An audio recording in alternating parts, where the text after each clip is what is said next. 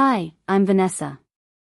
3 days ago, my mother sent me a text at 11:47 p.m. that read, "You're banned from Christmas, idiot.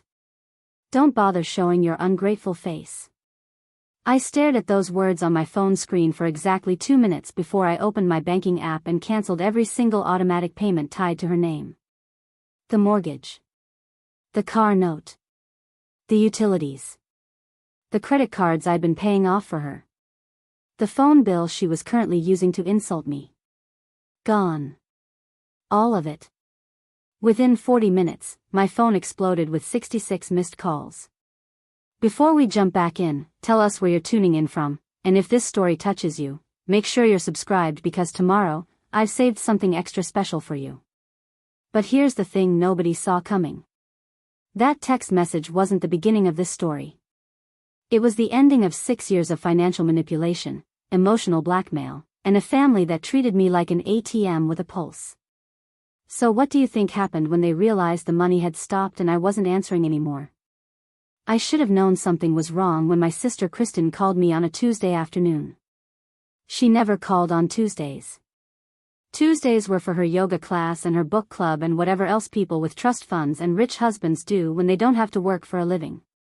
But there she was, her name flashing across my screen while I sat in my cubicle at work, halfway through debugging a particularly nasty piece of code that had been giving me headaches for 3 days straight. I almost didn't answer. Something in my gut told me this wasn't going to be good. But I answered anyway because that's what I always did. I picked up the phone for my family even when I knew I shouldn't.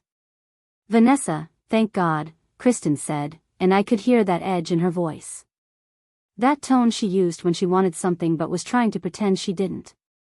"Mom's really upset with you."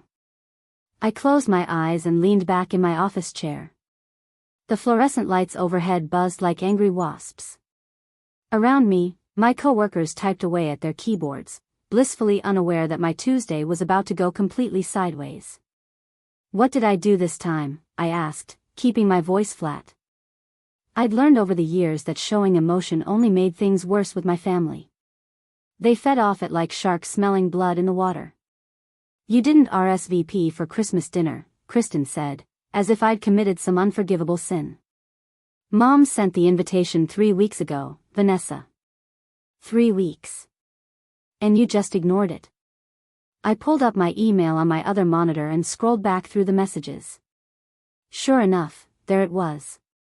An invite with snowflakes and candy canes and my mother's name in fancy script at the top. I must have seen it and mentally filed it under "deal with later" before immediately forgetting about it. Work had been insane lately. We were rolling out a new software update and I'd been pulling 12-hour days just to keep everything on track. "I've been busy," I said simply. "You're always busy," Kristin shot back. "Too busy for your own family apparently. Do you have any idea how much work Mom puts into Christmas? She's been planning this for months, Vanessa. Months. And you can't even take 5 seconds to click a button and say you'll be there." I felt that familiar tightness building in my chest.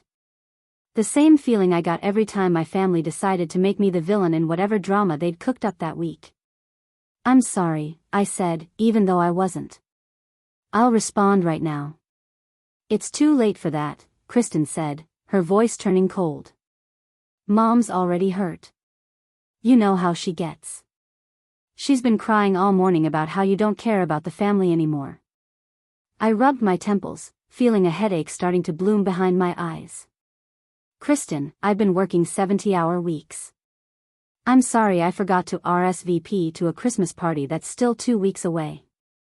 "See, that's exactly what I'm talking about," she snapped. "You're so wrapped up in your little job that you can't even prioritize the people who actually matter. When was the last time you came to visit Mom? When was the last time you called just to check in?" I wanted to laugh. I wanted to scream. Instead, I said nothing because what was the point? The truth was, I called my mother every Sunday like clockwork. I drove out to her house in Bloomington at least twice a month to help her with whatever she needed. Fix the leaking faucet. Reset the router. Program the new TV remote because God forbid she read the instruction manual. And every single month without fail, I transferred money into her account to cover the bills she somehow never had enough for despite living in a paid-off house and collecting my father's pension. But none of that mattered right now because I'd forgotten to click a button on an email. "I'll talk to Mom," I said quietly. "I'll apologize." "I don't think she wants to hear from you right now," Kristin replied. "She's really hurt, Vanessa. Really hurt. Maybe you should just give her some space." Then she hung up. No goodbye. No, "Let me know if you need anything." Just silence and the dial tone and me sitting in my cubicle wondering how my life had become this. I tried to focus on work but my brain wouldn't cooperate. The code on my screen blurred into meaningless symbols. Around me, the office continued its normal rhythm. Coffee machines gurgling. Keyboards clicking. Someone laughing at a joke I couldn't hear. And I sat there feeling like I was watching my life from outside my body. My phone buzzed. A text from my mother. I shouldn't have looked but I did anyway. "I raised you better than this. Apparently all those sacrifices I made mean nothing to you now that you have your fancy job and your fancy apartment. I hope you're happy." My hand started shaking. I put the phone face down on my desk and counted to 10. Then 20. Then 30. When I finally felt like I could breathe again, I picked it back up and typed out a response. "Mom, I'm sorry I didn't RSVP. I've been overwhelmed with work. Of course I want to come to Christmas dinner. I love you." I sent it and waited. The little bubble appeared showing she was typing. Then disappeared. Then appeared again. This went on for almost 5 minutes before her response finally came through. "Sorry isn't good enough this time. You've made it very clear where your priorities are. Don't bother coming to Christmas. We'll celebrate as a real family without you." I stared at those words until they stopped making sense. Real family. As if I wasn't part of it. As if 6 years of paying her bills and fixing her problems and showing up whenever she called didn't count for anything. Another text came through before I could respond. "And you can forget about asking me for help with anything ever again. See how you like being on your own for once." The irony would have been funny if it wasn't so painful. Me, asking her for help. That was rich. The last time my mother had helped me with anything was probably when I was 12 years old and needed a ride to soccer practice. Ever since I'd graduated college and gotten my job at the tech firm downtown, I'd been the one doing the helping. Paying for her car repairs when the transmission went out. Covering her property taxes when she claimed she didn't have enough in savings. Buying groceries when she said money was tight that month even though I knew for a fact her pension check was more than enough to live on.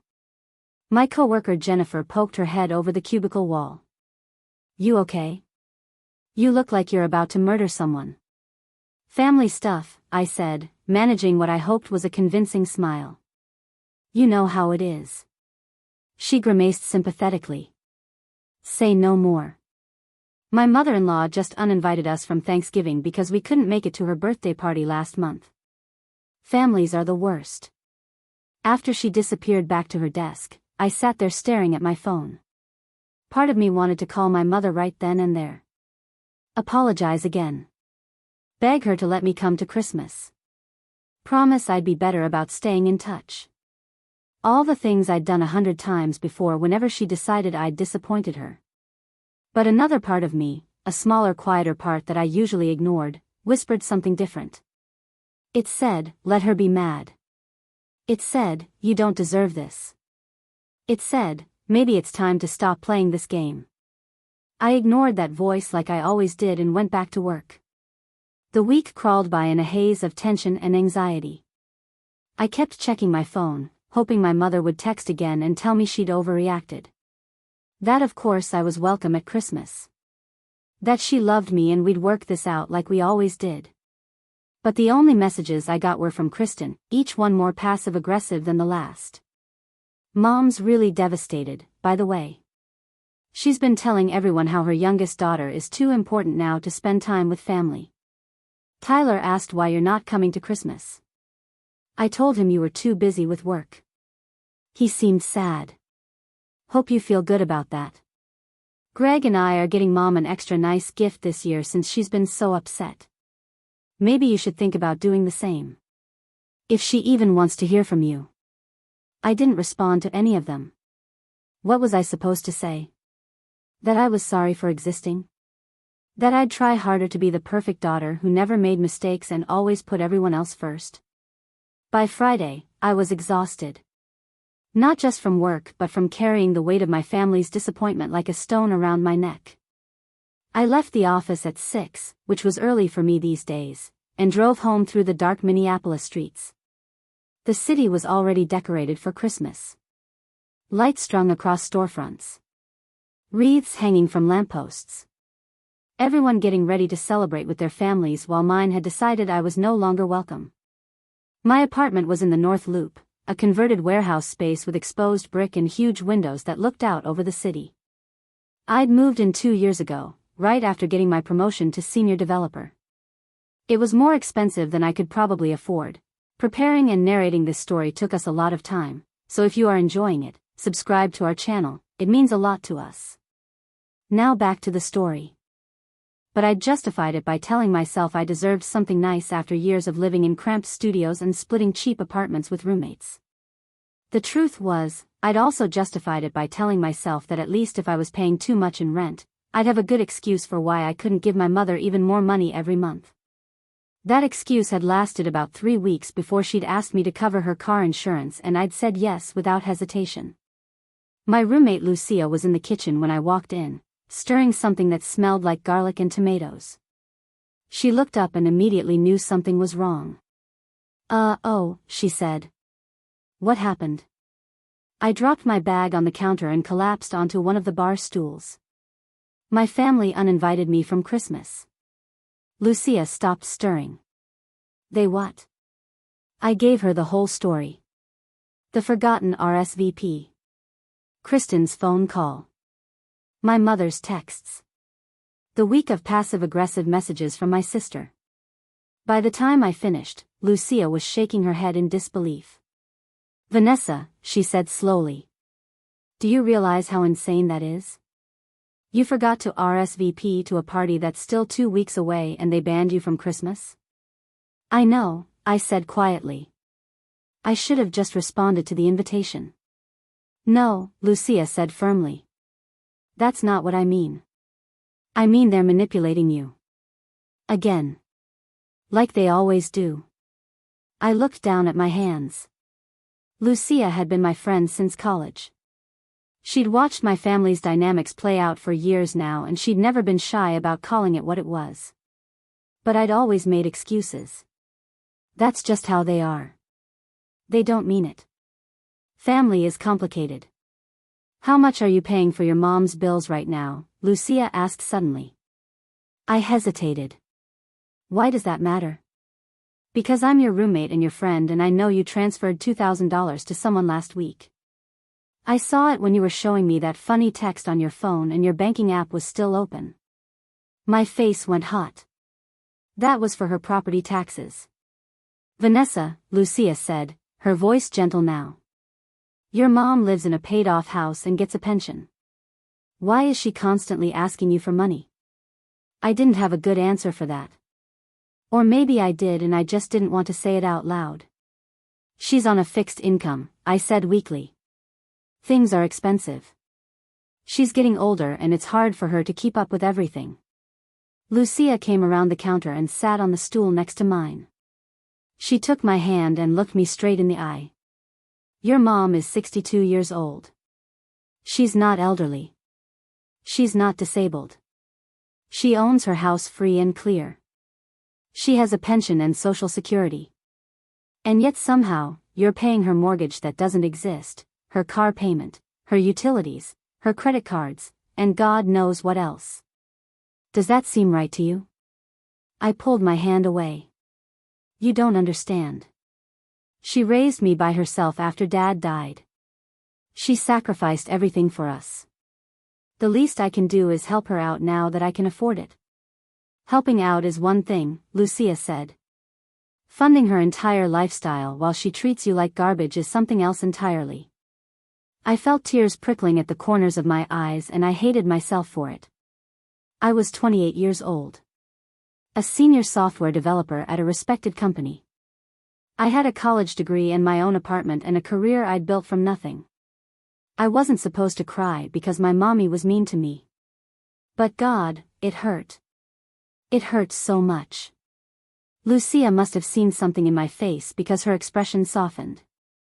I'm not trying to be harsh, she said quietly. I'm trying to help you see what everyone else can already see. Your family uses you. They take your money and your time and your energy and they give you nothing in return except guilt and criticism. And the second you slip up even a little bit, they punish you for it. I wiped at my eyes with the back of my hand. What am I supposed to do? Cut them off? Never talk to them again? They're my family, Lucia. I don't know what you should do, she admitted. But I know you can't keep living like this. You're miserable, Vanessa. You work yourself to death, you give them every penny you can spare, and you're still never good enough in their eyes. When does it end? I didn't have an answer for that either. That night, I lay in bed staring at the ceiling and thinking about everything Lucia had said. My phone sat on the nightstand, silent now. No more texts from Kristin. No calls from my mother. Just silence and the distant sound of traffic outside my window. I thought about Christmas. About sitting alone in my apartment while Kristin and Tyler and Mom and Greg all celebrated together in a diner. Opening presents. Eating ham. Laughing about things that didn't include me. Would they even notice I was gone? Or would they be relieved that the family disappointment wasn't there to ruin their perfect holiday? I picked up my phone and opened my banking app. Lucia's words echoed in my head. How much are you paying for your mom's bills right now? I started scrolling through my transaction history. $2,000 for property taxes. $300 for the car payment. $150 for utilities. $400 for credit card minimums.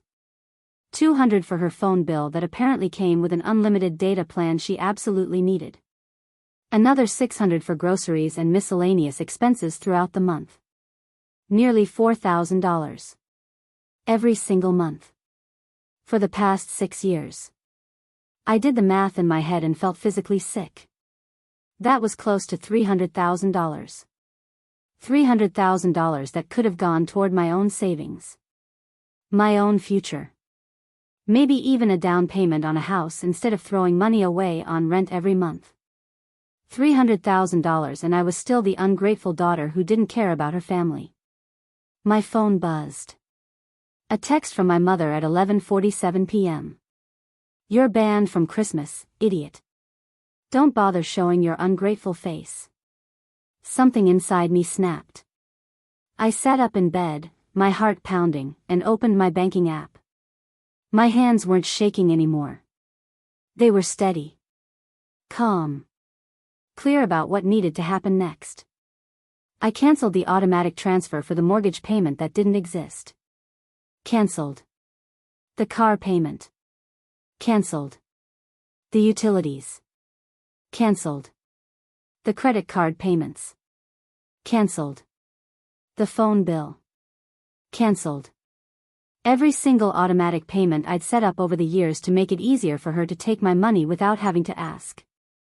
Gone. All of it. Deleted with a few taps of my thumb. When I was done, I set my phone back on the nightstand and lay back down. For the first time in 6 years, I felt like I could breathe. Then my phone started ringing. The first call came at 11:52 p.m. My mother's name lit up the screen and I watched it ring until it went to voicemail. Then it rang again. And again. And again. I counted 7 calls in the span of 3 minutes before I finally turned my phone face down on the nightstand and pulled my pillow over my head. Sleep didn't come. How could it? My mind was racing with a mixture of panic and exhilaration that I'd never felt before. I kept replaying the moment I'd pressed that cancel button. Over and over. The confirmation message that popped up asking if I was sure. Yes, I was sure. Delete automatic payment. Are you certain? Yes. Confirm cancellation. Done. It felt like jumping off a cliff. That split second of freefall before you realize there's no going back. Except I wasn't falling. I was flying. My phone buzzed with texts now. I could hear the vibration even through the pillow. Buzz. Buzz. Buzz. A relentless assault of notifications that I refused to look at. Not yet. Not tonight. Tonight I just wanted to exist in this strange new reality where I'd finally done something for myself instead of for them. Around 2 in the morning, the calls stopped. The texts stopped. Everything went quiet. I finally pulled the pillow off my head and stared at the dark ceiling, listening to the sound of my own breathing. In the distance, a siren wailed. Someone honked their horn. Normal city sounds. The world kept turning even though mine had just shifted completely off its axis. When I finally picked up my phone, the screen showed 41 missed calls and 23 text messages. I scrolled through them with a detached curiosity, like I was reading someone else's drama instead of my own. The first few texts were from my mother. Call me right now. This is urgent. Vanessa Marie Hart, you better pick up this phone. I mean it. Call me now. Then came the panic. Something's wrong with my bank account. I can't access my money. Did you do something? Call me. Then anger. I know you did this. I know it was you. How dare you? After everything I've done for you. You're going to regret this. Then Kristin got involved. Mom is freaking out. What did you do? Call her immediately. Tyler even sent a message, which was rare since he barely acknowledged my existence most of the time. Dude, what's going on? Mom is losing it. I set the phone back down without responding to any of them. My hands were steady. My heartbeat was normal. I felt strangely calm, like the eye of a hurricane where everything is still and quiet while chaos rages all around. The next morning, I woke up at 6 like always. Made coffee. Took a shower. Got dressed for work in my usual rotation of comfortable jeans and a sweater since our office was business casual. Everything felt normal except for the weight that had lifted off my shoulders. I hadn't realized how heavy it was until it was gone. Lucia was already awake, sitting at the kitchen counter with her laptop open and a mug of tea in her hands. She looked up when I walked in and I could tell immediately that she knew something had happened. You did it, she said. It wasn't a question. I poured myself coffee and leaned against the counter. I canceled all the payments. Lucia closed her laptop slowly. Her eyes were wide. All of them? Every single one. She let out a long breath. Holy shit, Vanessa. I know. How many calls? Sometimes every day. A constant stream of need and crisis and emergency that somehow only I could solve with my wallet. I made notes for my meeting with Bradley. Documented everything I could remember. Dates. Amounts. Conversations. Text messages going back years. By the time I was done, it was past midnight and I had a file that looked more like evidence for a criminal case than a family dispute. The next morning, I called in sick to work. I never called in sick. In 6 years at the company, I'd used maybe 5 sick days total. But I couldn't focus. Couldn't pretend everything was normal when I was about to walk into a lawyer's office and potentially blow up my entire family. Bradley's office was in a sleek high-rise downtown. The kind of place with marble floors and abstract art on the walls and a receptionist who looked like she'd stepped out of a fashion magazine. I felt underdressed in my jeans and winter coat, but the receptionist smiled warmly and told me Bradley was expecting me. His office had floor-to-ceiling windows overlooking the city. Bradley stood when I walked in, and I was struck by how much he'd changed since college. Gone was the stressed law student who couldn't work a printer. In his place was a polished professional in a tailored suit who looked like he belonged in this glass tower. Vanessa, he said, shaking my hand. It's really good to see you. Please, sit. I sat in one of the leather chairs across from his desk and suddenly felt like I might cry. Something about being in this official space with this professional person made everything feel more real. "So," Bradley said gently, settling into his own chair.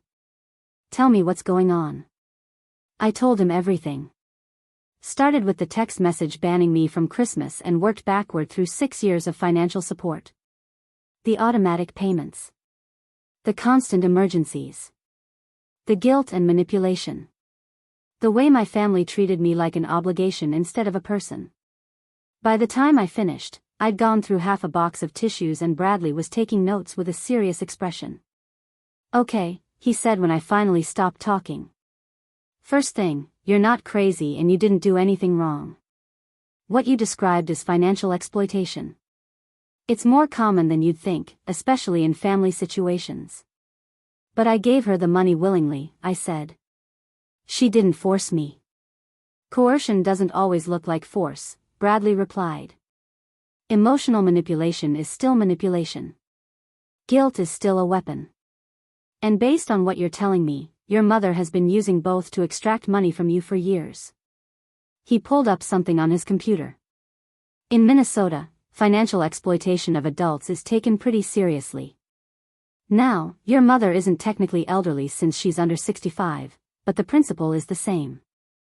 If someone uses their relationship with you to obtain your money or property under false pretenses, that can constitute exploitation." "False pretenses," I repeated.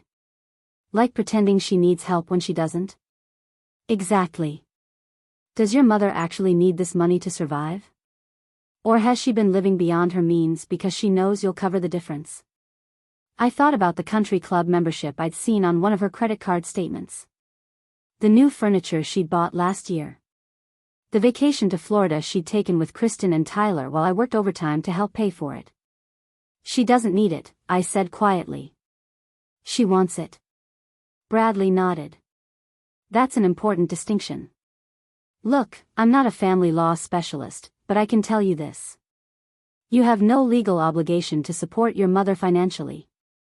None. She's not disabled. She's not destitute. She has income and assets. The fact that she's gotten used to you paying her bills doesn't create a legal duty for you to continue." "What about what my sister said? About it being elder abuse?" He actually laughed at that. "Elder abuse is when someone harms or exploits an elderly person who's in their care. Your mother is 62, lives independently, and you're not her caretaker. Stopping voluntary payments to someone who doesn't need them isn't abuse. It's called having boundaries." I felt something loosen in my chest. Hearing it from a lawyer made it feel less like I was being selfish and more like I was doing something reasonable. "So what do I do now?" I asked. Bradley leaned back in his chair. "That depends on what you want. Do you want to try to recover the money she's taken? Do you want to cut off contact entirely? Do you just want documentation in case she tries to take legal action against you?" "I don't want her money back," I said immediately. That felt too vindictive, too much like stooping to their level. "I just want them to leave me alone. I want to be able to say no without being made to feel like a monster."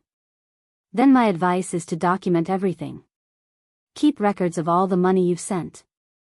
Save the text messages where she makes demands or guilts you. Create a paper trail that shows this has been a pattern. If she or your sister tries to claim you owe them something or that you've done something illegal, you'll have evidence that this was always voluntary and that you stopped because the relationship became harmful." He pulled out a legal pad and started writing. "I'm also going to draft a letter for you. A formal cease and desist type thing that establishes you're not responsible for her debts or expenses. It won't have any legal teeth since there's no actual contract here, but it creates a record of you setting boundaries. Sometimes having something official is enough to make people back off." "Thank you," I said, and my voice cracked slightly. I didn't know who else to talk to about this. "I'm glad you reached out," Bradley said kindly. "And hey, you helped me pass law school by fixing that printer about 1,000 times. This is the least I can do." When I left his office, the winter sun was starting to set, turning the city skyline orange and pink. I stood on the sidewalk for a moment, just breathing in the cold air and watching people hurry past with their shopping bags and briefcases and lives that didn't involve family drama. My phone buzzed in my pocket. Another call from my mother. I watched it ring through to voicemail. Then I opened my text messages and started typing. Mom, I'm not going to respond to calls or texts demanding I continue paying your bills. I love you, but I can't keep supporting you financially. You have income and assets. You don't need my money. If you want to have a real conversation about our relationship, I'm open to that. But the financial support stops now. I read it 3 times before hitting send. Then I turned off my phone completely and headed home. Lucia was waiting with takeout from our favorite Thai place and a bottle of wine. She took one look at my face and pulled me into a hug. How'd it go? She asked. I told her everything Bradley had said. About the exploitation. About the boundaries. About the letter he was going to draft. She listened while we ate pad thai straight from the containers and drank wine from coffee mugs because we were both too lazy to do dishes. I'm proud of you, Lucia said when I finished. I know that doesn't mean much coming from me, but I am. This took guts. It doesn't feel like guts, I admitted. It feels like I'm waiting for the other shoe to drop. The other shoe dropped 2 days later. I was at work, finally caught up enough to breathe, when the receptionist called my desk. Vanessa, there's someone here to see you. She says she's your mother. My stomach dropped. Tell her I'm in a meeting. I already tried that. She says she'll wait. I closed my eyes. Of course she would. I saved my work, grabbed my phone, and headed to the lobby. My mother was sitting in one of the waiting area chairs, her purse clutched in her lap, her face arranged in an expression of wounded dignity. Mom, I said quietly. You can't be here. She stood up. Her voice was loud enough for the receptionist and anyone else nearby to hear. I needed to see you. Since you won't return my calls. Since you've decided to abandon your own mother. Can we please talk outside? She followed me into the hallway by the elevators. As soon as we were alone, her expression shifted from wounded to furious. Do you have any idea what you've done? She hissed. The mortgage payment bounced. The car payment bounced. I had to borrow money from Kristin just to keep the lights on. You're trying to ruin me. There is no mortgage, I said, keeping my voice level. You paid off the house 10 years ago. I looked it up. Her face went red. That doesn't mean I don't have expenses. That house costs money to maintain. The property taxes alone are thousands of dollars. Which I just paid 3 weeks ago, I reminded her. Along with everything else. For 6 years, Mom. 6 years of paying for everything while you and Kristin and Tyler treated me like garbage. We didn't treat you like garbage, she snapped. We included you in family events. We invited you to things. And this is how you repay us? By cutting me off without warning? You banned me from Christmas, I said. You called me an idiot. You told me I was ungrateful and that I wasn't part of the real family. What exactly did you expect me to do? I was upset. You ignored my invitation.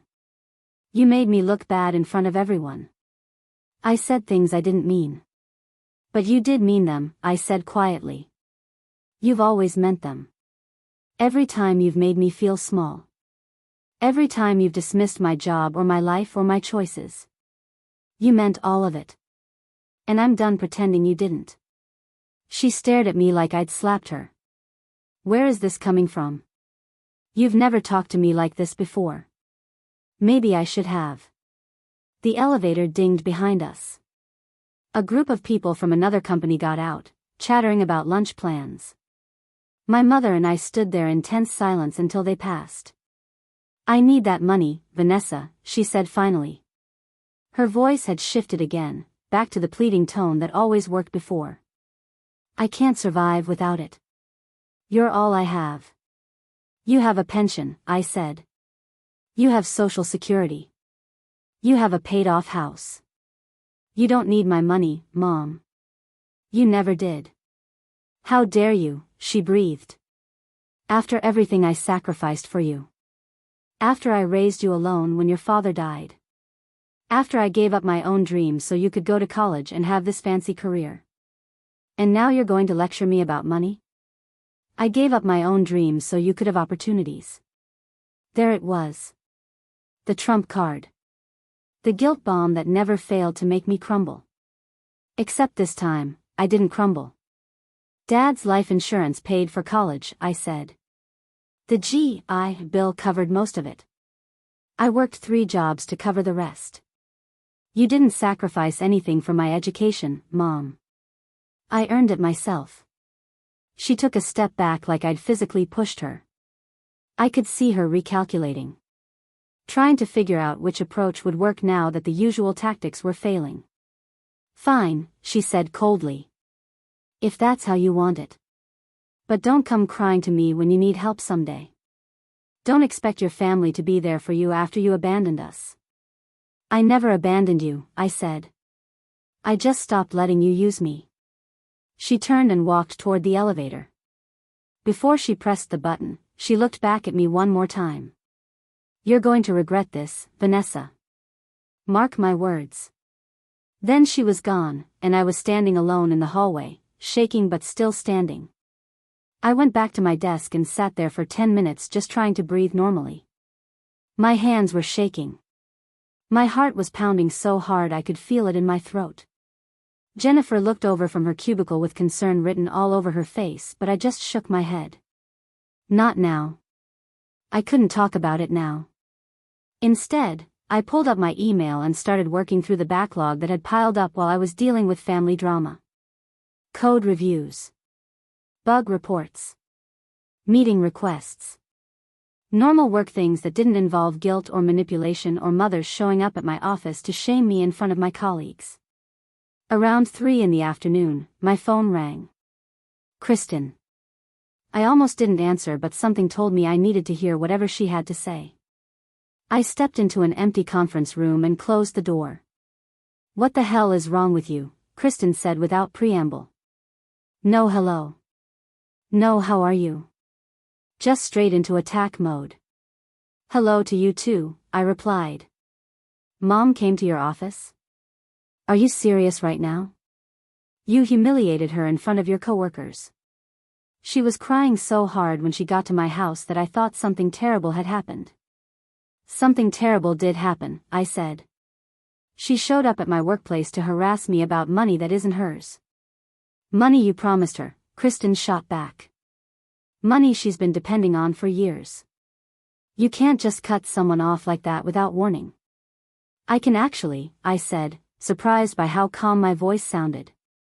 I have no legal obligation to pay Mom's bills. I checked with a lawyer. There was a pause on the other end.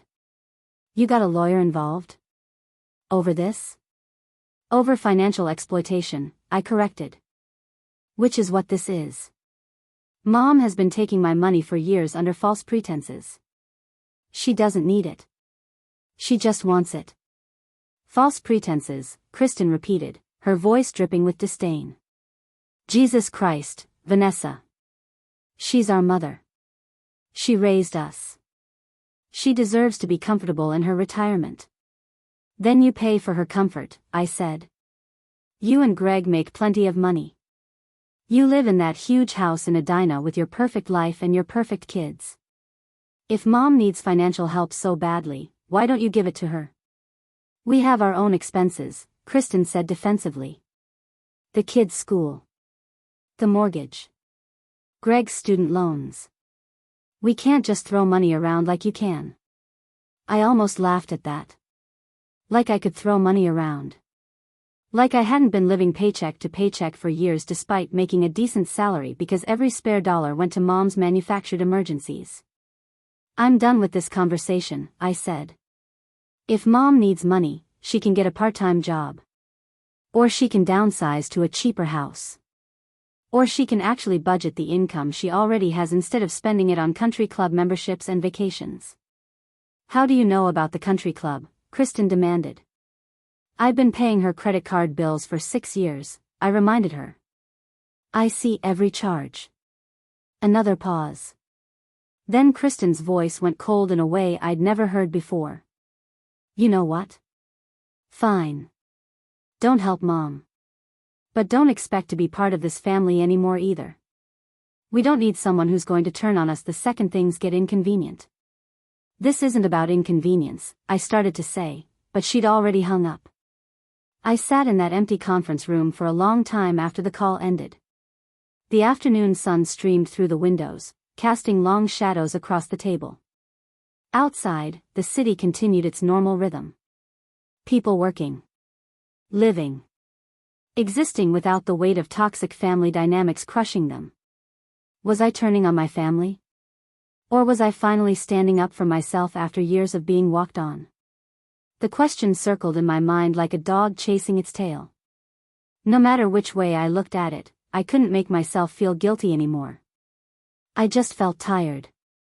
That evening, I went home and found Lucia already there with her laptop open and a serious expression on her face. She looked up when I walked in and I could tell she had news.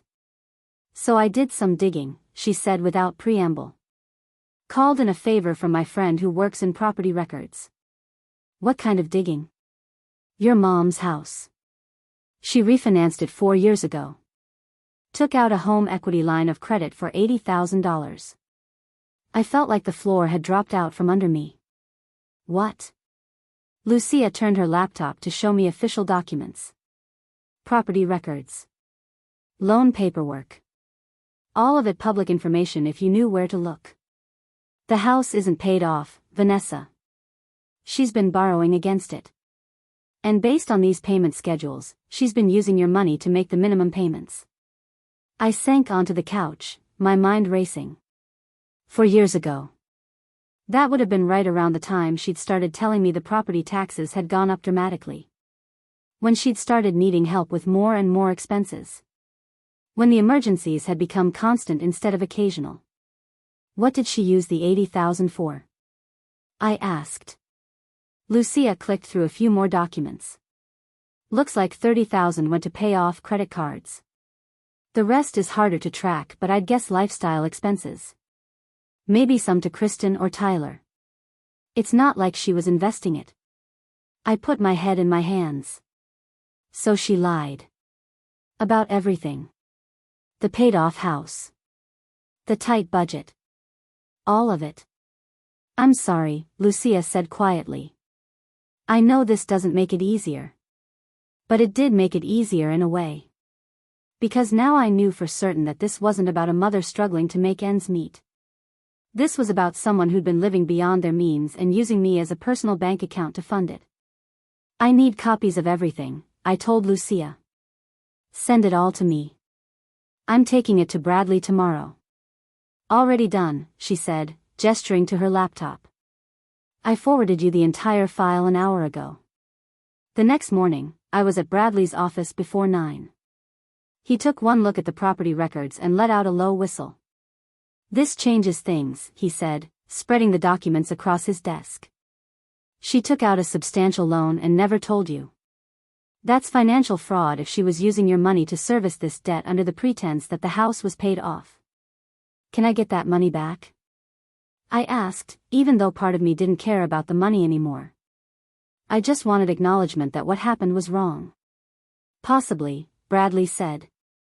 You'd have to prove that she obtained the money through misrepresentation. Did you ever ask to see proof of expenses?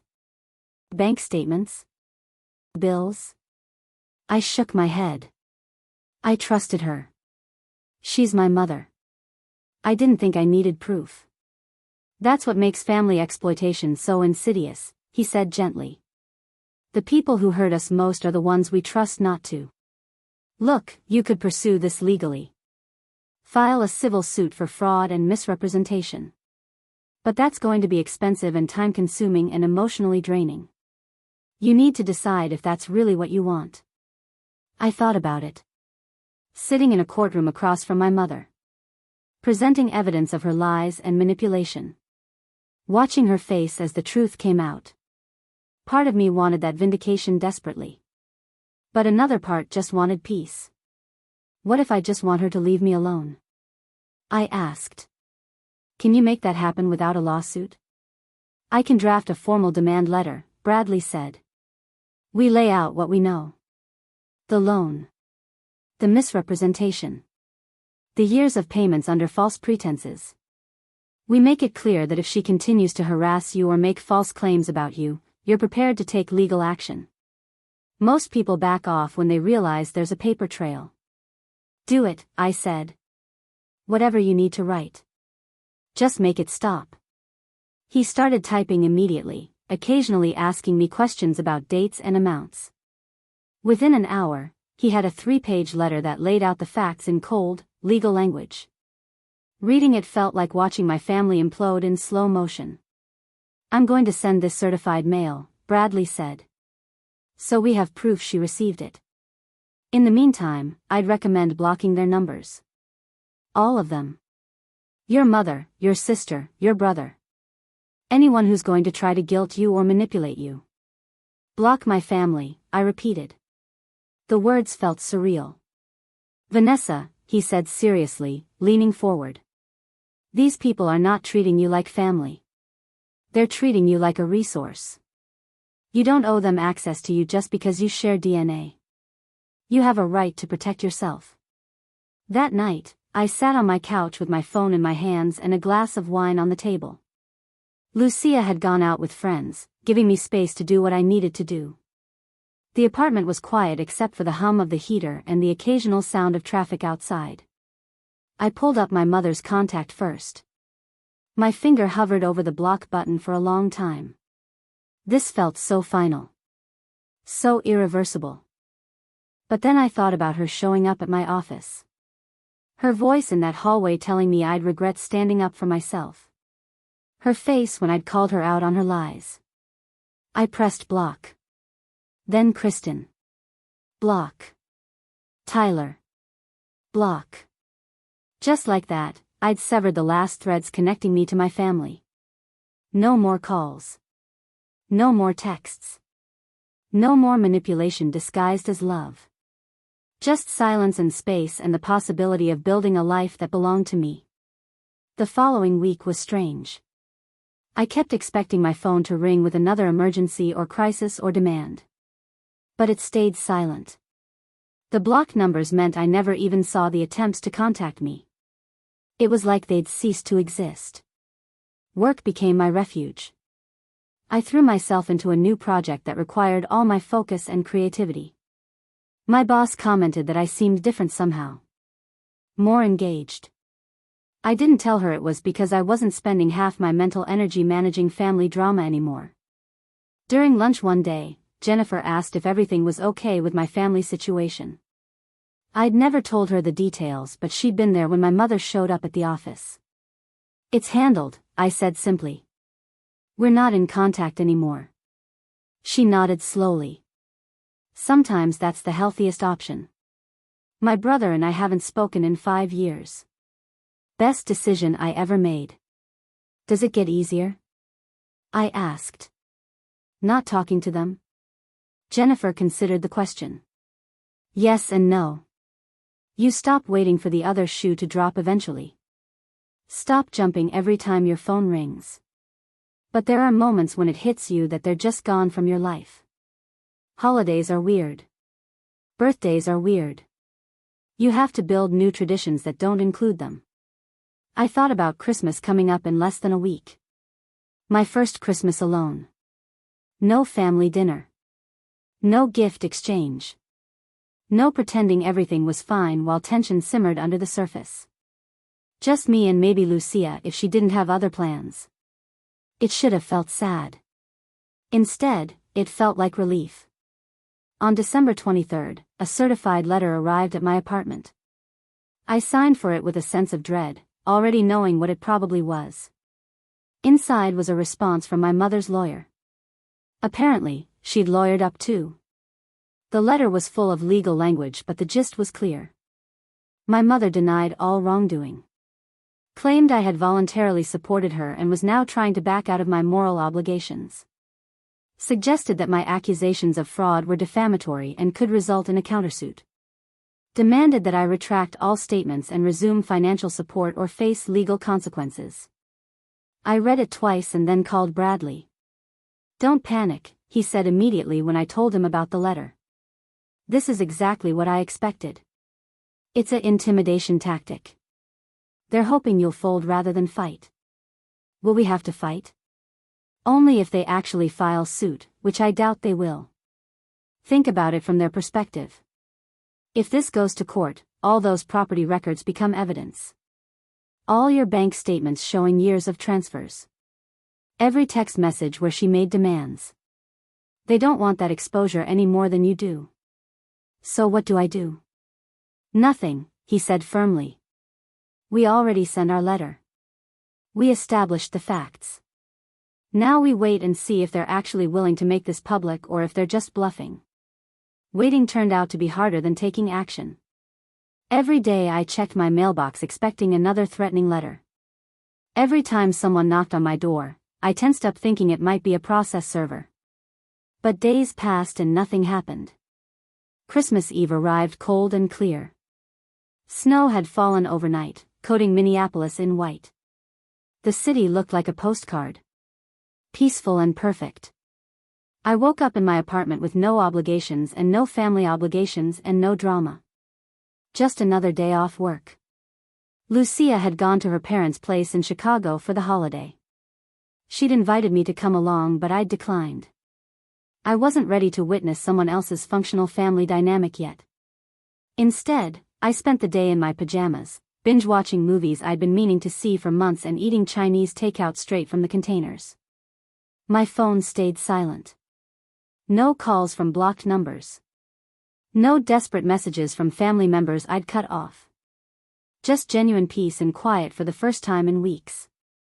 Around 8 that evening, I was halfway through a terrible romantic comedy when my building's buzzer rang. I ignored it at first, assuming it was for another unit. But it rang again. And again. Finally, I pressed the intercom button. "Yes?" "Vanessa, it's me. Tyler." My heart started pounding. "How did you get this address?" "Mom gave it to me." "Listen, I need to talk to you." "Can I come up?" "It's freezing out here." Every instinct told me to say no. To hang up and pretend I'd never heard him. But Tyler had always been different from Kristin and Mom. Quieter. Less involved in the drama. Maybe he actually wanted to have a real conversation. Against my better judgment, I buzzed him in. He showed up at my door 5 minutes later, stamping snow off his boots and looking uncomfortable. His hair was longer than the last time I'd seen him, pulled back in a small ponytail. He had his guitar case slung over his shoulder like always. "Thanks for letting me up," he said, not quite meeting my eyes. I didn't invite him to sit. Just stood in my doorway with my arms crossed, waiting. "Look," he started, then stopped. Ran a hand through his hair. "This is really messed up, Vanessa. The whole thing with you and Mom and Kristin. I don't really understand what happened, but everyone's losing their minds." "What did Mom tell you?" I asked. "That you cut her off financially without warning. That you're claiming she stole from you or something. That you hired a lawyer and you're trying to take her house." I let out a bitter laugh. "Of course that's the story. Did she mention the $80,000 loan she took out on the supposedly paid-off house? Or the 6 years I spent paying all her bills while she lied about needing the money?" Tyler looked genuinely surprised. "Wait, what loan?" I pulled out my phone and showed him the property records Lucia had found. Watched his face as he scrolled through the documents, his expression shifting from confusion to understanding to something like anger. "She told us the house was paid off," he said quietly. "She said she was barely getting by on Dad's pension." "She lied," I said flatly. "To all of us. But mostly to me because I was the one with the stable job and the guilt complex she could exploit." Tyler handed my phone back and leaned against the doorframe. He looked exhausted suddenly. Like the weight of this revelation was too much to carry standing up. I didn't know, he said. I swear I didn't know any of this. I just thought you were being cold to Mom because of the Christmas thing. The Christmas thing where she called me an idiot and banned me from the family? That Christmas thing? He winced. Yeah. That was messed up. I told her that at the time, but she wouldn't listen. She was so mad about the RSVP. I didn't deserve what she said to me, I told him. And I definitely didn't deserve 6 years of being treated like a walking ATM while she spent my money on country clubs and vacations. Tyler nodded slowly. So what happens now? You're just done with all of us? The question hung in the air. I wanted to say yes. Wanted to tell him that I was done with the whole toxic mess and everyone in it. But looking at his face, seeing what looked like genuine remorse, I hesitated. I'm done being used, I said carefully. I'm done with the manipulation and the guilt trips and the constant demands for money. If people want an actual relationship with me, a real one based on mutual respect, then maybe we can talk.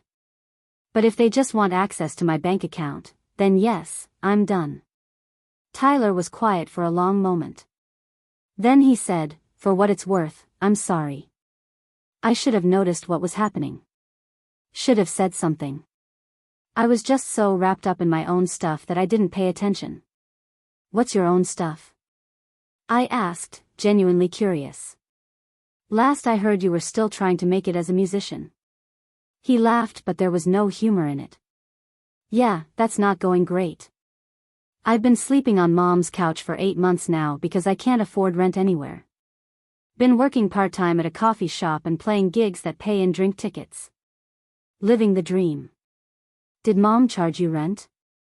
I asked, already knowing the answer. No, he admitted. She said I should focus on my music. That money wasn't important compared to following my passion. Meanwhile, she was telling me she couldn't afford groceries, I said. Well, you lived there rent-free and I sent her money every month. Tyler's face flushed. I didn't know that. I thought she was doing fine. Because she wanted you to think that, I said, not unkindly.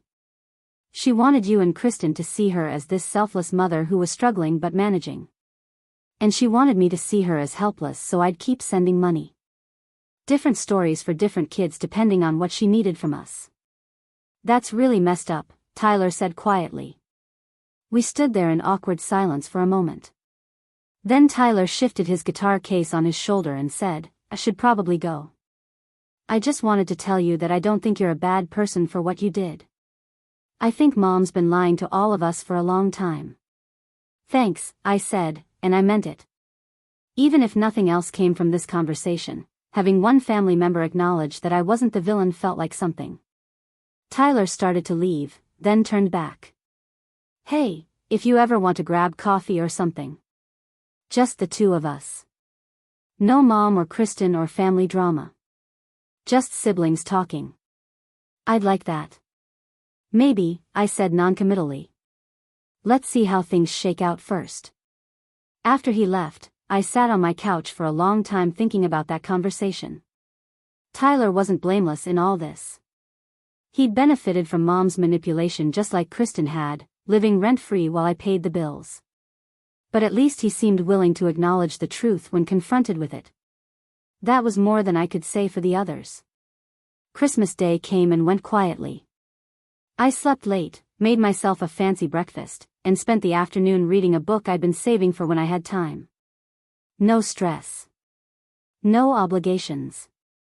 No pretending to enjoy myself while my family made subtle digs at my life choices. It was the best Christmas I'd had in years. The week between Christmas and New Year's passed in a strange limbo. Work was slow since half the office was on vacation. I caught up on projects that had been sitting on the back burner for months. Reorganized my apartment. Actually cooked real meals instead of surviving on takeout. Small things that felt revolutionary because I had the mental space to do them. Bradley called on December 28th with an update. They haven't filed anything, he said. No lawsuit. No formal complaint. Nothing. I think they realize they don't have a leg to stand on. So it's over?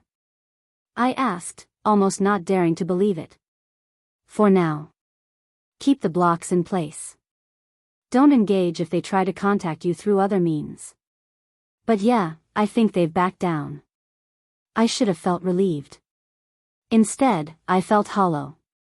Like I'd been bracing for impact for so long that not crashing left me floating in empty space.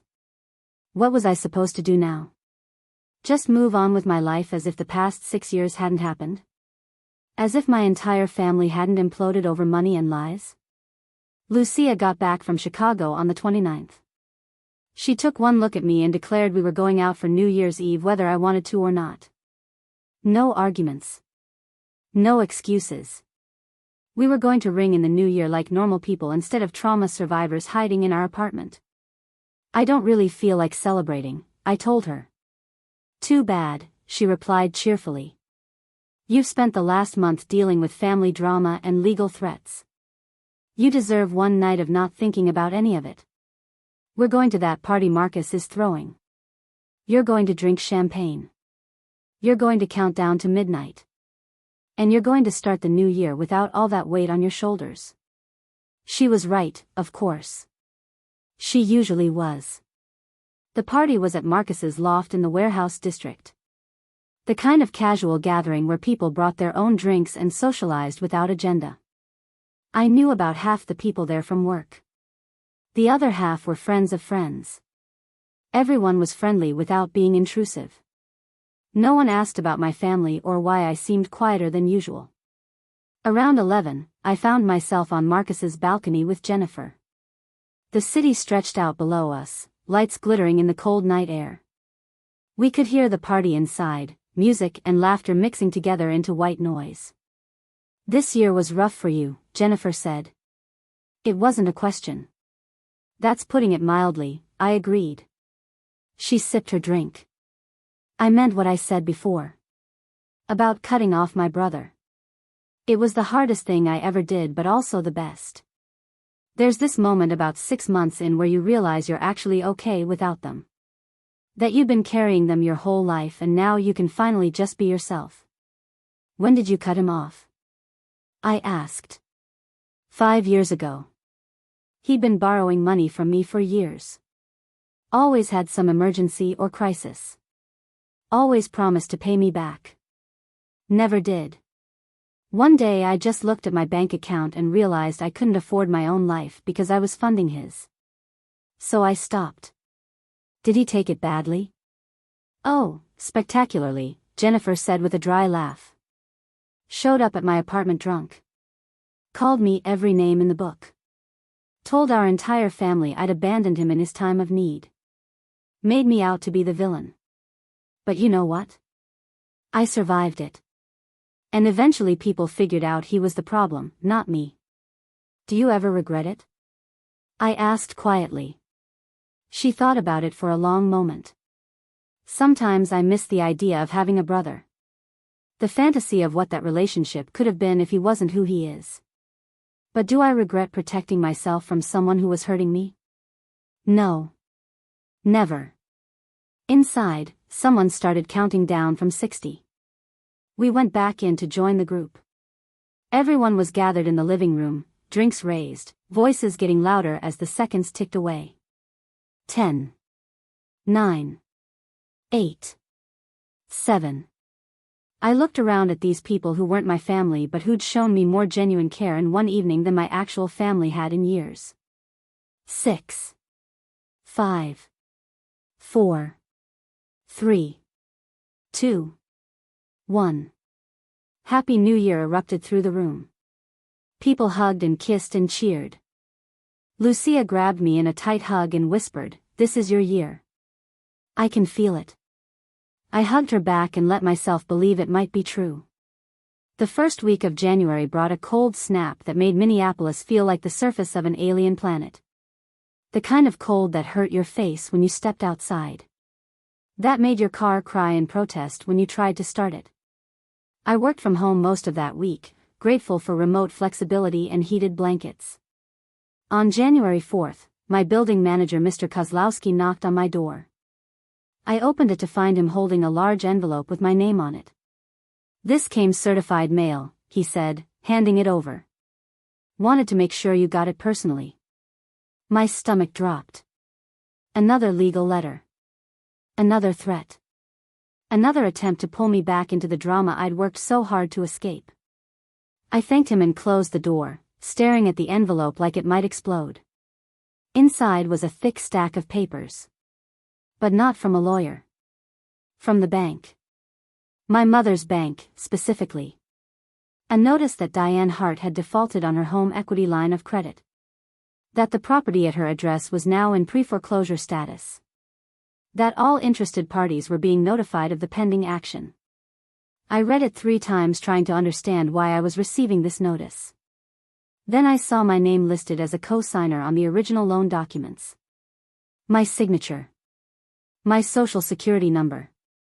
My information authorizing the $80,000 loan. Except I'd never signed anything.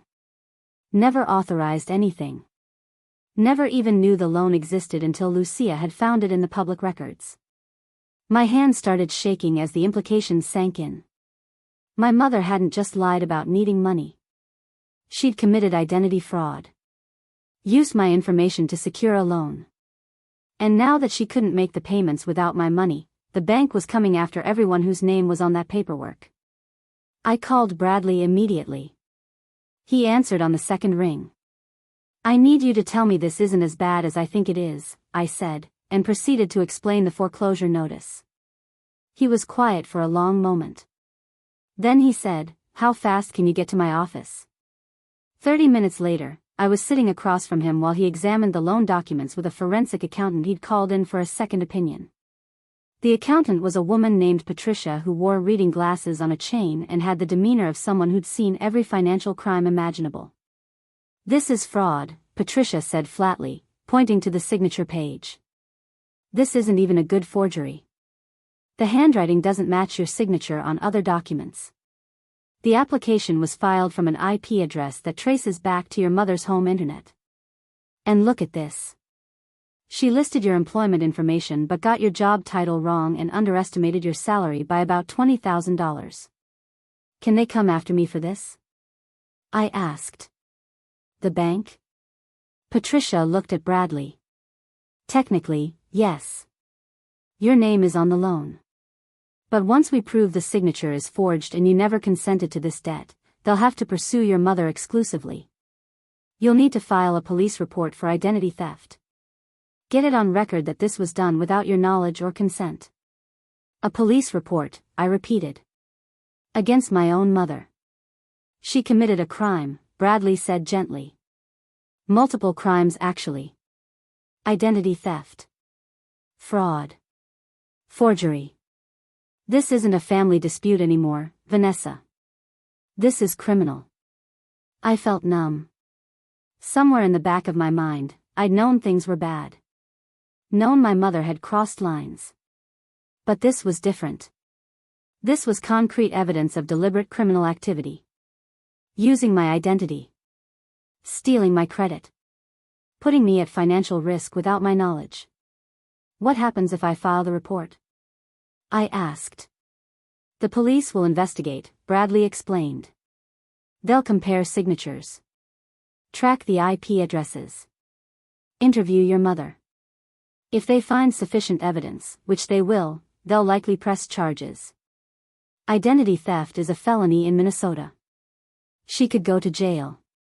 "Yes," he said simply. "She could."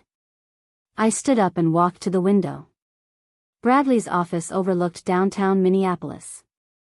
From this height, the city looked clean and orderly. Neat little boxes of buildings and streets laid out in perfect grids. Nothing like the mess of my actual life. "I need time to think," I said. "You don't have much time," Patricia interjected. "The foreclosure process moves fast.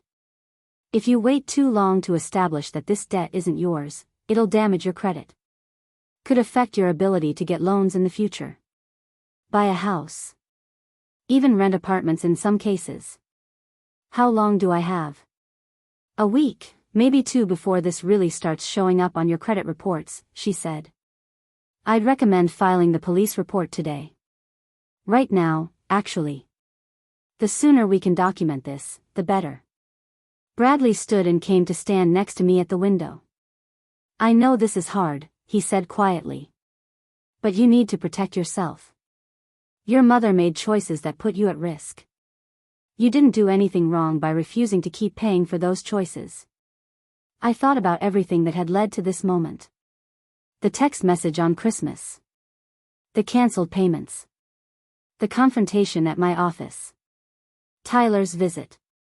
All of it had been building to this point where I had to decide whether I was going to keep protecting my mother from the consequences of her actions or finally protect myself. Okay, I said, turning away from the window. Let's file the report.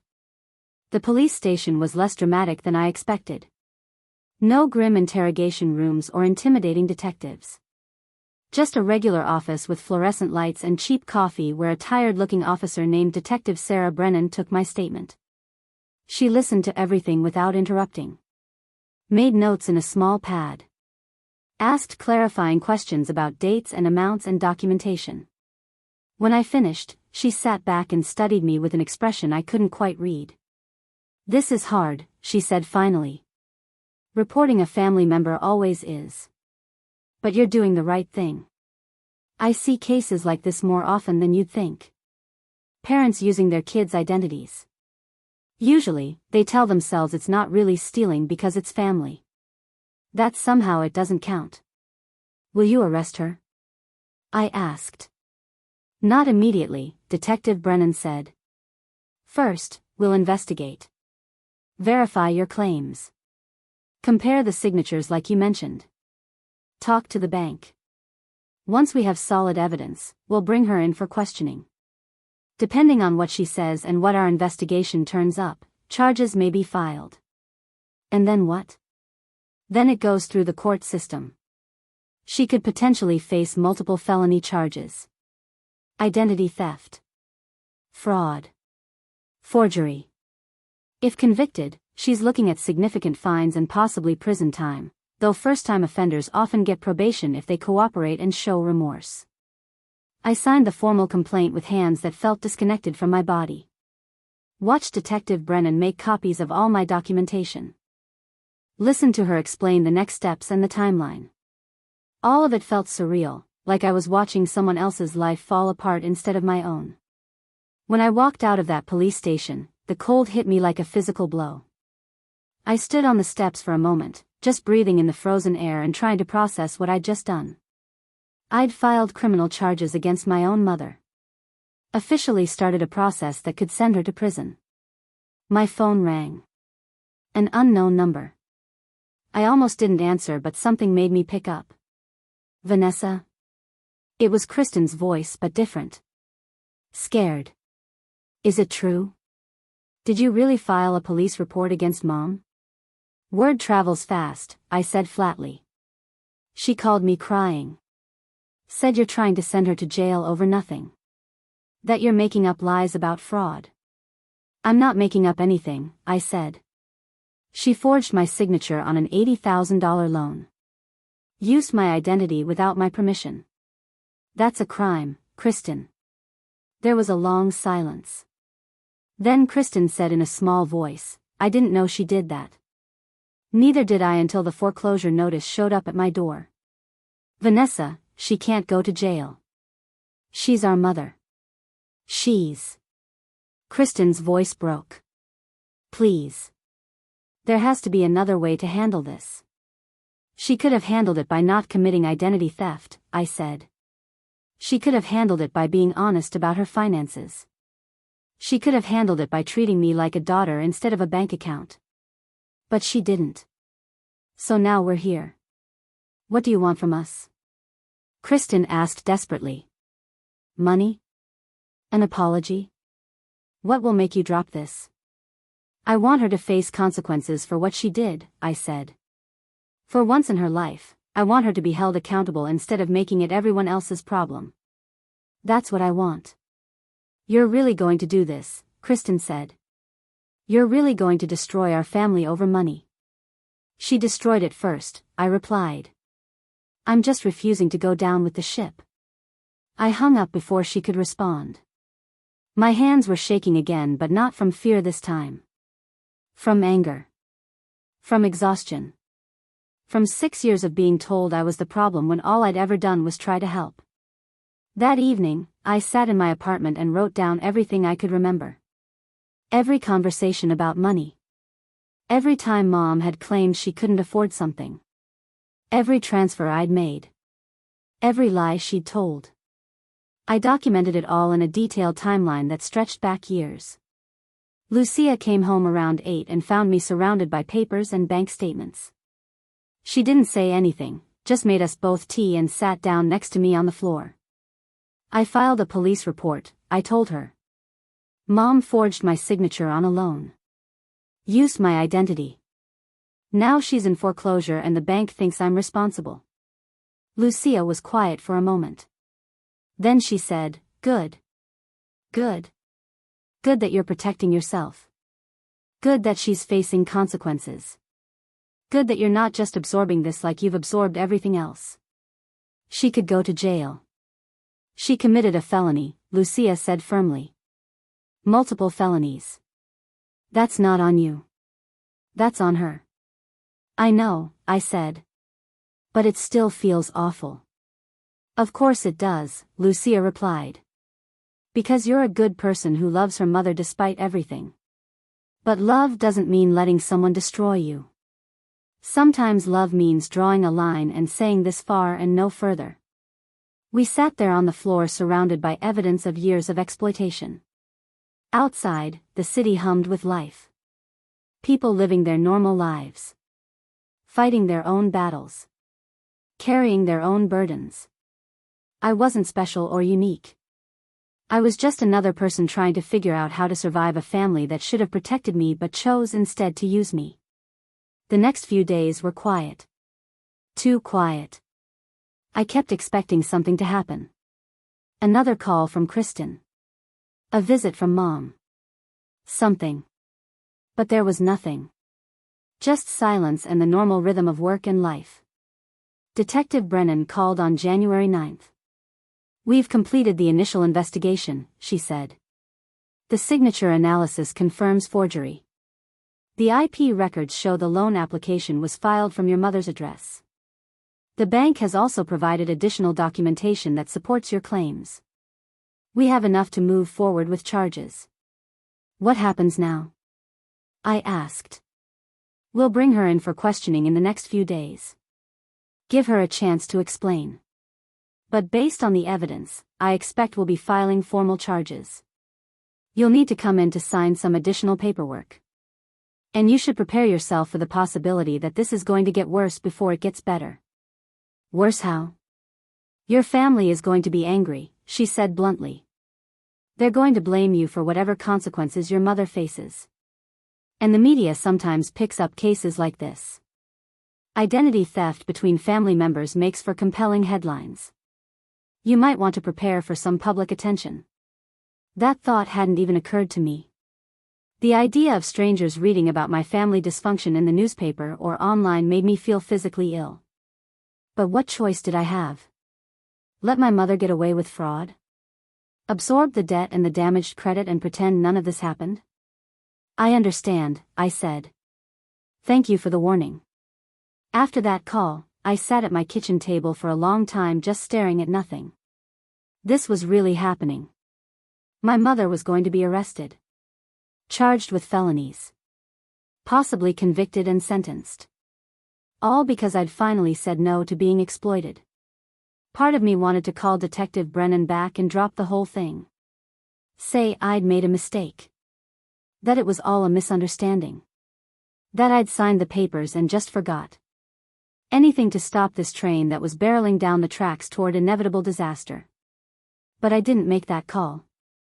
Because Lucia was right. Love didn't mean letting someone destroy you. And I'd been destroyed enough. On January 11th, Detective Brennan called again. "We brought her in this morning," she said. "Your mother. She denied everything at first. Claimed you must have signed the papers and forgotten. But when we showed her the signature analysis and the IP records, she broke down. Admitted she'd used your information without permission. Said she planned to pay it back before you ever found out. What happens now? I asked. We've charged her with identity theft and fraud. She's being arraigned tomorrow. She'll probably be released on her own recognizance since she's not a flight risk and this is her first offense. But there will be conditions. No contact with you being the primary one. She can't contact me? Not legally, Detective Brennan confirmed. The court will issue a no-contact order as part of her release conditions.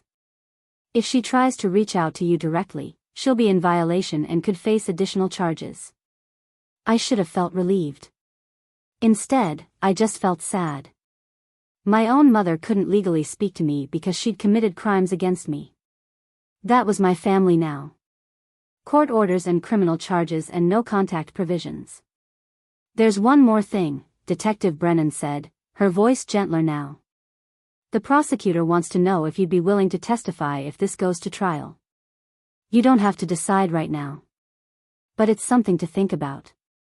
Testify against my own mother in open court. The thought made me want to vomit.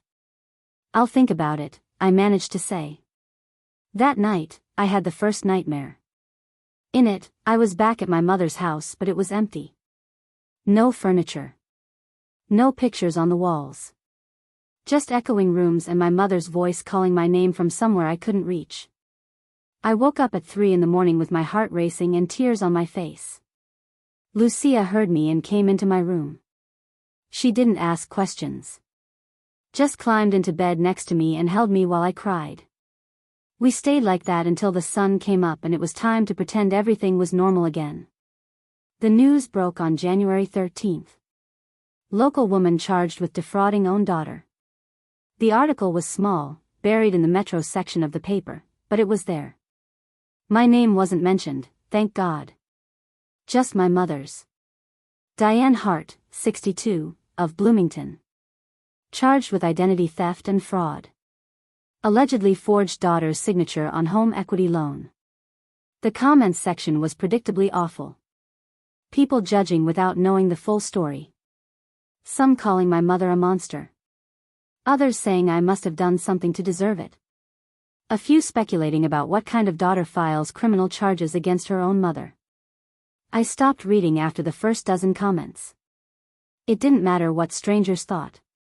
I knew the truth. Bradley knew the truth. Detective Brennan knew the truth. That was enough. But it didn't feel like enough when my phone started ringing with calls from reporters wanting interviews. When a news van showed up outside my building trying to get a statement. When I had to sneak in through the back entrance of my own apartment to avoid cameras. This is insane, I told Lucia. I'm not the criminal here. Why am I the one hiding? Because sensational stories sell, she said grimly. And there's nothing more sensational than family turning on family. Just keep your head down. Don't engage with the media. Let your lawyer handle any statements. Bradley did release a statement on my behalf. Brief and to the point. My client is a victim of identity theft and fraud. She's cooperating fully with law enforcement and asks for privacy during this difficult time. No further comments. It helped a little. The reporters eventually left. The story cycled out of the news as newer dramas took its place. By late January, things had calmed down enough that I could walk into my building without being ambushed. But the damage was done. My coworkers knew. My neighbors knew. Everyone knew that I'd turned my own mother over to the police. And no amount of explaining could make some people understand why. The arraignment was scheduled for February 3rd. I didn't plan to attend. Bradley advised against it, said there was no reason for me to be there and it would only make things harder. But the night before, I changed my mind. I needed to see her. Needed to look her in the eye and know that I'd made the right choice. The courtroom was smaller than I expected. Pale wood benches. Fluorescent lighting. The kind of institutional space that could have been a DMV or a tax office if not for the judge's bench at the front. I sat in the back row, hoping to remain invisible. Kristin was there with Greg. Tyler sat alone a few rows ahead. None of them saw me come in, or if they did, they pretended not to. The bailiff called the court to order and everyone stood as the judge entered. Then they brought my mother in. She looked smaller somehow. Older. Her hair wasn't styled the way she usually kept it. She wore a simple gray dress instead of her usual coordinated outfits. For a moment, seeing her like that, I felt a stab of guilt so sharp it took my breath away. This was my mother. The woman who'd raised me. And I'd put her here. Then she lifted her head and our eyes met across the courtroom. Her expression hardened immediately. Cold.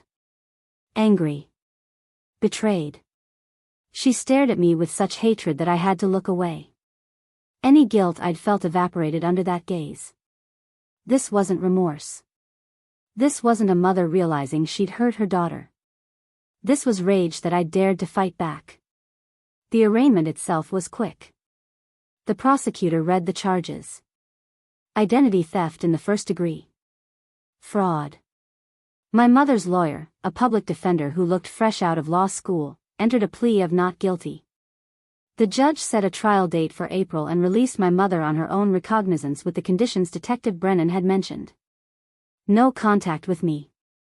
Regular check-ins with a probation officer. Surrender of passport. It was over in less than 15 minutes. My mother was escorted out through a side door. Kristin and Greg followed quickly after. Tyler lingered, his eyes scanning the courtroom until he found me. He started to walk over but I shook my head. Not here. Not now. He nodded and left. I sat there alone in the empty courtroom for a long time after everyone else had gone. The judge's bench. The witness stand. The jury box. All of it waiting for the trial that would determine my mother's fate. A trial where I might have to sit in that witness stand and recount every lie, every manipulation, every crime she'd committed against me. Could I do that? Could I sit up there with her watching and tell a room full of strangers how my own mother had stolen from me? Part of me still wanted to believe there was another way. Some path where she could acknowledge what she'd done, apologize, make amends, and we could all move forward without the nuclear option of a criminal trial. But I knew that wasn't going to happen. The look she'd given me in the courtroom told me everything I needed to know. She wasn't sorry. She was just angry she'd been caught. Bradley met me for coffee the next afternoon. He spread out papers on the table between us, legal documents with too many words and not enough meaning. The prosecutor is offering a plea deal, he said. If your mother pleads guilty to the fraud charges, they'll drop the identity theft charge. She'd be looking at probation, restitution, and community service instead of prison time. What does that mean for me? I asked. It means this ends. No trial. No testifying. She'd have to pay you back the full amount of the loan plus damages. Her credit would be destroyed. She'd have a felony conviction on her record. But she wouldn't go to prison. And if she doesn't take the deal? Then we go to trial. You'd have to testify. The prosecutor would call you as their main witness. You'd be cross-examined by her lawyer. Your whole financial history with your mother would become public record. It would be brutal. I stirred my coffee, watching the cream swirl into patterns. What do you think I should do? Bradley leaned back. Honestly? I think you should hope she takes the deal. Not because you can't handle a trial, but because you shouldn't have to. You've been through enough. You deserve closure and peace, not months of legal proceedings. But what if she doesn't take it? What if she makes me go through a trial? Then you tell the truth, he said simply. You get on that stand and you tell them exactly what happened. And you let the jury decide. That night, I lay in bed thinking about the trial. Imagining myself on the witness stand. The prosecutor asking questions. My mother's lawyer trying to discredit me. Kristin and Tyler watching from the gallery. Strangers on the jury judging whether I was telling the truth or just a vindictive daughter making up stories. The thought made me physically ill. But if that's what it took to finally be free, I'd do it. I'd survived 6 years of financial exploitation. I could survive a few days in court. 2 weeks later, Bradley called with news. She rejected the plea deal. What? I couldn't believe it. Why would she do that? Pride, probably, Bradley said. Or bad advice from her lawyer. Or she genuinely believes she can win at trial. People who've spent years manipulating others often convince themselves their own lies are true. So we're going to trial. We're going to trial, he confirmed. The prosecutor wants to meet with you next week to prepare. We'll go over your testimony. Practice for cross-examination. Get you ready for what's coming. The meeting with the prosecutor was intense. Her name was Elizabeth Nguyen, and she had the sharp, efficient energy of someone who tried 1,000 cases and won most of them. She walked me through the timeline of events. Asked detailed questions about every transaction. Made notes about which documents we'd use as evidence. Then she shifted to the harder questions. The ones my mother's lawyer would use to attack my credibility. They're going to say you're doing this for money, Elizabeth warned. That you want to avoid paying back a loan you knew about. How do you respond? I never signed the loan documents. I never authorized the loan. I didn't even know it existed until the foreclosure notice arrived. That's not about money. That's about fraud. They'll say you willingly supported your mother for years. That you knew where the money was going. That you can't suddenly claim ignorance. I supported her because she lied about needing help. Because she manipulated me with guilt. Because I thought I was helping my mother survive when really I was funding her lifestyle.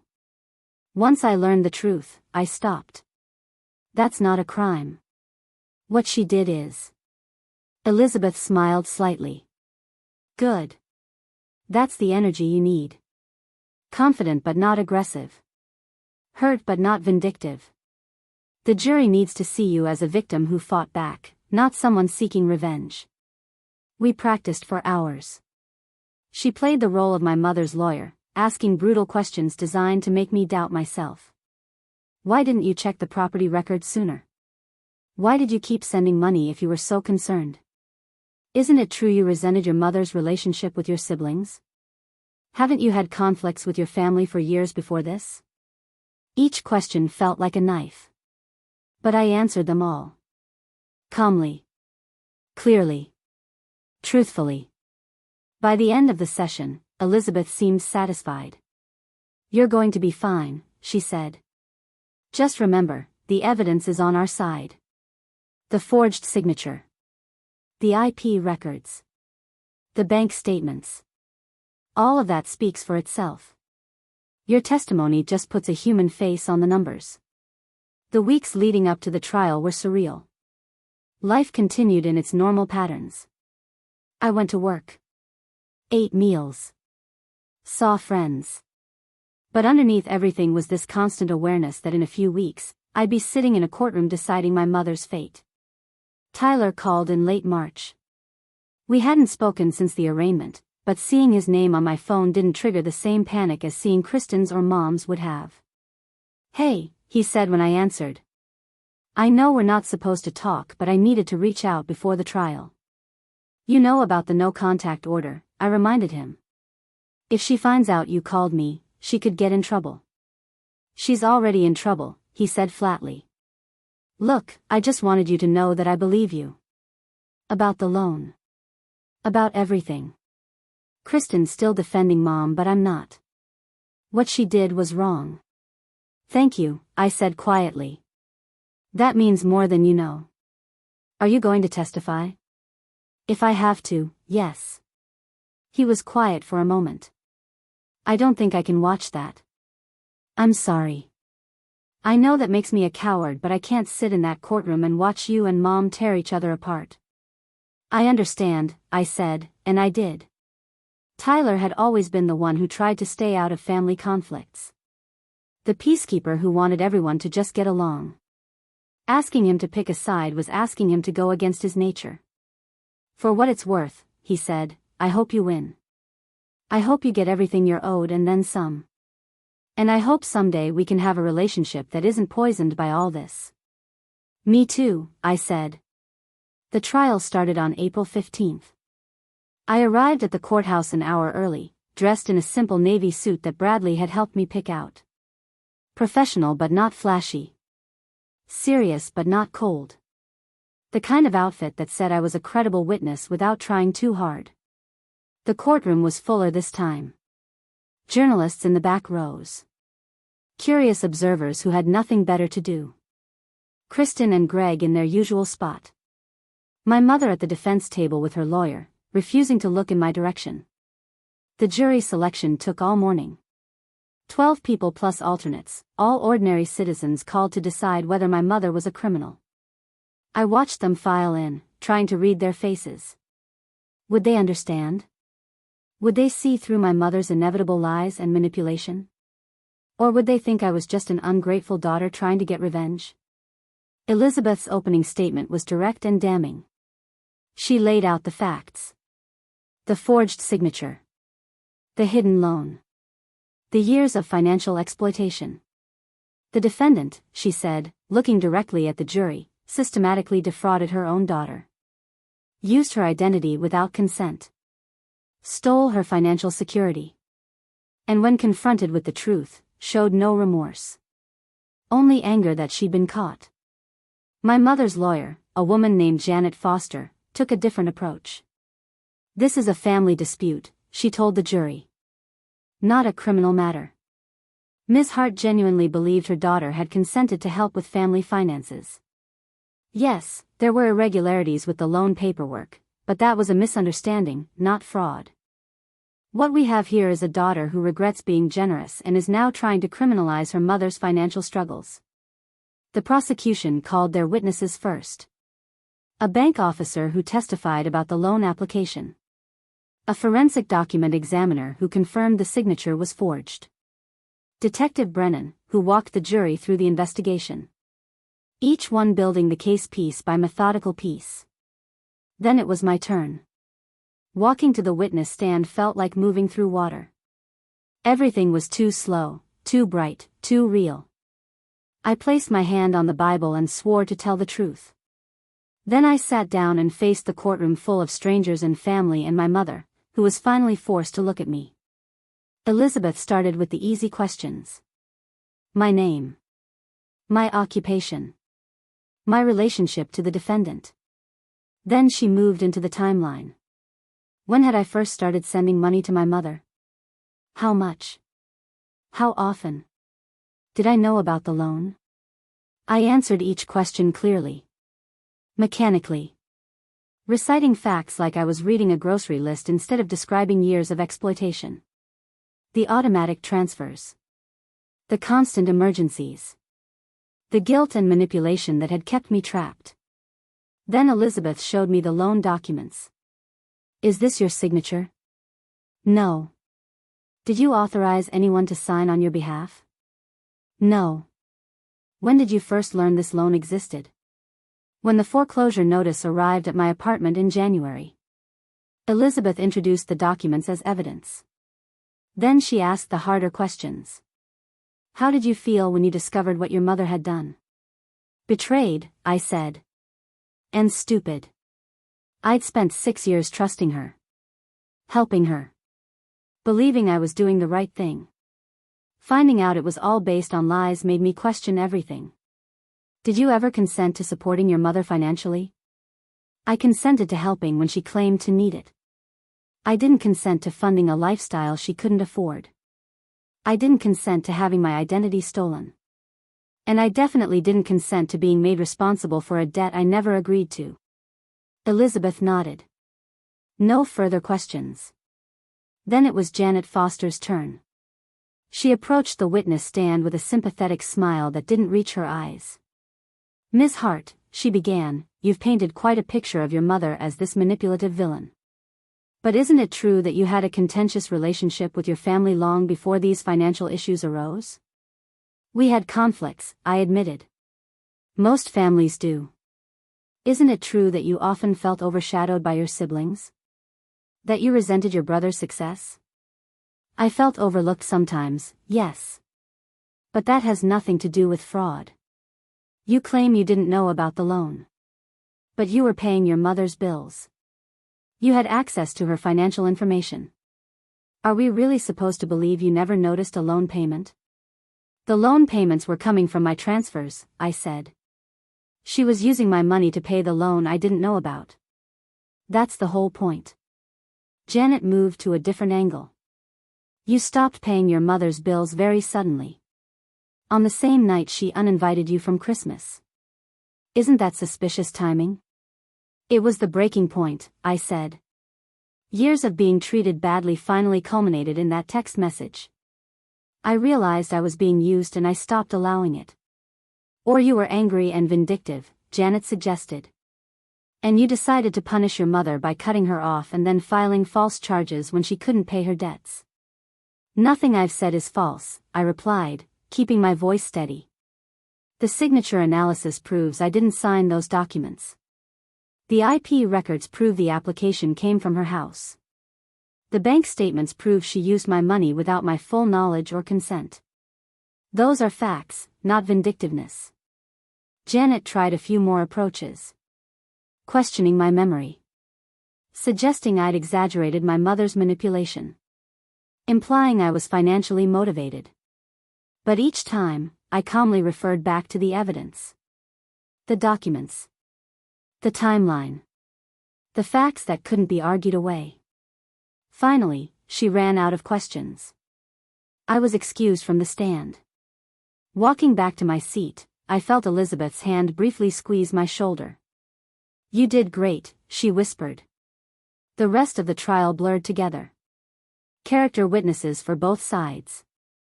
Financial experts explaining the loan process. More documents and evidence and testimony.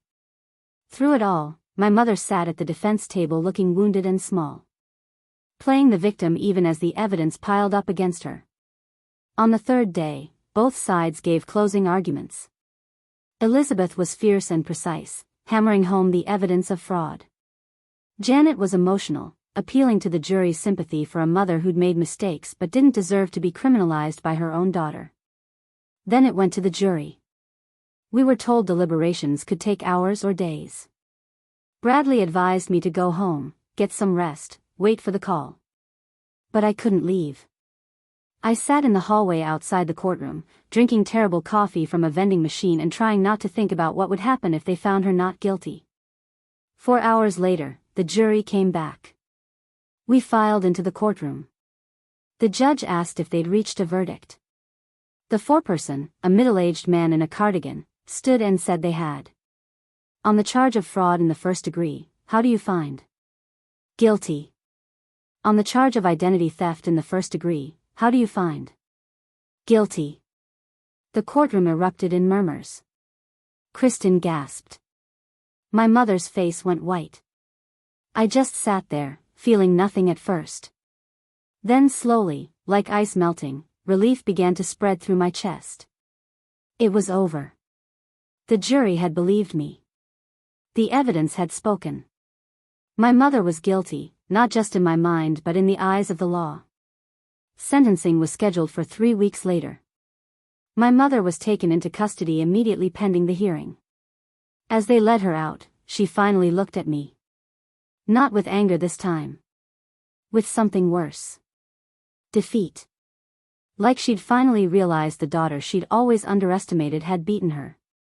Outside the courthouse, Elizabeth shook my hand. Justice was served, she said. You should be proud of yourself.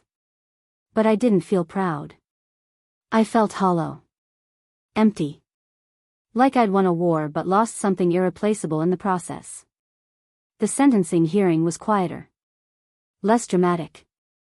The judge heard from both sides. Elizabeth argued for significant prison time to reflect the severity of the crimes. Janet pleaded for leniency, citing my mother's age and lack of prior record. In the end, the judge sentenced her to 3 years in prison with possibility of parole after 18 months. Plus restitution of the full loan amount, all the money I'd sent over the years, and damages. The total came to over $400,000. My mother would never be able to pay it. Her house would be sold in foreclosure. Her pension would be garnished. She'd spend the rest of her life in debt. And for what? Because she'd been too proud to live within her means. Too entitled to accept that my money wasn't hers to take. I didn't attend the sentencing. Bradley went on my behalf and called me afterward with the results. When he told me about the prison time, I cried. Not because I was sad or regretful. Just because the weight of everything finally crashed down and I couldn't hold it back anymore. Lucia held me on the couch while I sobbed. She didn't say anything. Just let me cry until I had no tears left. Then she made me tea and we sat in silence while the sun set over Minneapolis. 3 months after the trial, I was still processing everything that had happened. I'd started seeing a therapist who specialized in family trauma. Dr. Rachel Kim had an office near downtown with comfortable chairs and warm lighting and a demeanor that made it easy to talk about hard things. You did nothing wrong, she told me during one session. You protected yourself from someone who was harming you. The fact that person was your mother doesn't change that. Then why does it feel so terrible? I asked. Because you're grieving, Dr. Kim said. You're grieving the mother you wish you'd had. The family you deserved. The relationships that could have been if people had made different choices.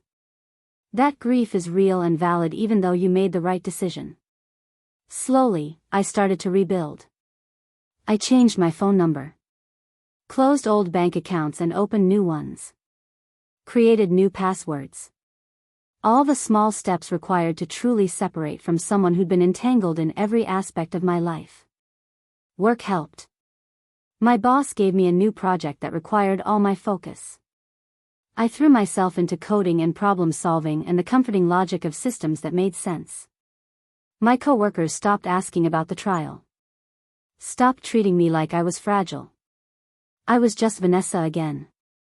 The senior developer who was good at her job and kept to herself. Tyler reached out in July. Can we get coffee? No family drama. No heavy conversations. Just siblings hanging out. We met at a cafe in Uptown. Sat outside in the summer sun and talked about nothing important. His music. My work. Movies we'd seen. Books we'd read. Normal sibling things that felt revolutionary given everything that had happened. I'm moving to Portland, he told me eventually. Got a job at a music studio there. Engineering work mostly, but it's a foot in the door. I can't stay in Minneapolis anymore. Too many memories. I understand, I said. Are you going to tell Mom? He looked down at his coffee. She doesn't want to hear from me. I tried visiting her once and she refused to see me. Said I'd betrayed her by staying neutral. I guess there's no such thing as neutral in her mind. I'm sorry, I said, and I meant it. Tyler had tried to stay out of the conflict and lost his mother anyway. Don't be, he replied. She made her choices. We all did. I'm just trying to make peace with mine. We hugged goodbye outside the cafe. Promised to stay in touch. Both knowing we probably wouldn't but hoping we might. In August, I went to the bank and opened a savings account. Transferred money into it automatically every month. The amount I used to send to my mother, now going toward my own future. Watching the balance grow felt like proof that I'd made the right choice. This was my money. My security. My life. Fall arrived and with it, the anniversary of the text message that had started everything. 1 year since my mother had called me an idiot and banned me from Christmas. 1 year since I'd canceled those automatic payments and set off a chain of events that had ended with her in prison. I wasn't sad about it anymore. Wasn't angry. Just at peace with the knowledge that I'd survived. That I'd stood up for myself when it mattered. That I'd chosen my own well-being over family obligation and somehow come out the other side intact. On Christmas Eve, Lucia and I hosted a small dinner party. Just a few friends from work. Jennifer and Marcus and Priya and their partners. We cooked too much food and drank too much wine and laughed about nothing important. No family drama. No obligation. Just people who genuinely liked each other choosing to spend time together. This is what family is supposed to feel like, Jennifer said at one point. Choosing each other. Not being stuck with each other. I raised my glass. To chosen family. Everyone echoed the toast and we drank to new beginnings and better futures and the courage to walk away from things that hurt us. Later that night, after everyone had gone home, I stood at my apartment window looking out at the city.